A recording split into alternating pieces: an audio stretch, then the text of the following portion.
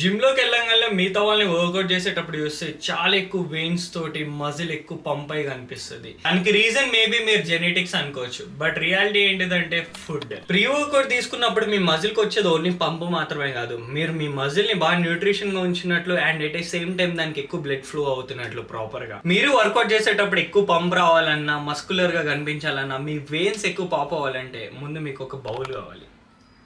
So let's make a pre workout meal. So ఇక్కడైతే నేను 50 grams of votes తీసుకున్నాను. So ఇవి 50 grams ఓట్స్ తీసుకోవాలి, ఇంకా ఎక్కువ తీసుకోకూడదా అంటే మీరు వర్కౌట్ కి ఒక 1.5 hour లో 1 hour లో వెళ్తే 50 grams తీసుకోండి. సో స్లోగా వెళ్తున్నారు అనుకోండి, ఎక్కువ కార్బ్స్ ఫిల్ చేయడానికి ట్రై చేయండి. 50 బదులు 60 వేసుకున్నా పర్లేదు, తొందరగా డైజెస్ట్ అవుతే ఎక్కువ తీసుకున్నా పర్లేదు, లేకపోతే జిమ్ లోకి వెళ్ళిన తర్వాత బ్లోటింగ్ అవుతుంది. సో ఇది వచ్చేసి మిల్క్ అండ్ దీంట్లో ప్రోటీన్ 1 scoop సరిపోతుంది. వే ప్రోటీన్ వచ్చేసి సో 2 బనానాస్ యాడ్ చేసుకోండి, అది అరౌండ్ వచ్చేసి మీకు 80 grams ఉంటుంది. సో ఇప్పుడు వచ్చేసి కొంచెం హనీ వేయండి పైన టేస్ట్ గురించి.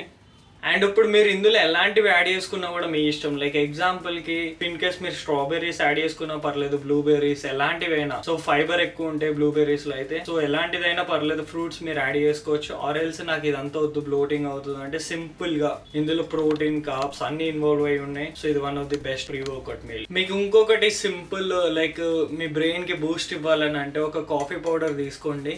సో మీరు జిమ్కి వెళ్ళే 30 minutes ముందు జస్ట్ ఒక హాట్ వాటర్లో వేసి బ్లాక్ కాఫీ వేసుకుని దాంతోపాటు ఒక బనానా తీసుకోండి. సో ఏంటిదంటే కాఫీ వచ్చేసి మన బ్రెయిన్కి స్టిమ్యులేట్ చేయడానికి, అండ్ ఆబ్వియస్గా బనానాస్ కార్బోహైడ్రేట్స్ ఉంటాయి కాబట్టి.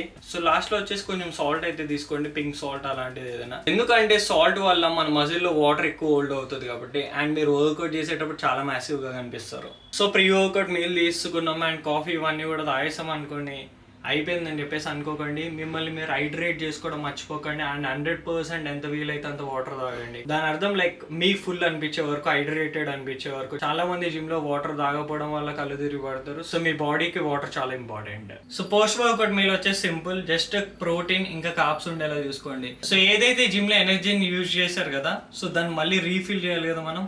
సో కార్బ్స్ కూడా అందుకే పోస్ట్ వర్కౌట్ మీల్ చాలా ఇంపార్టెంట్.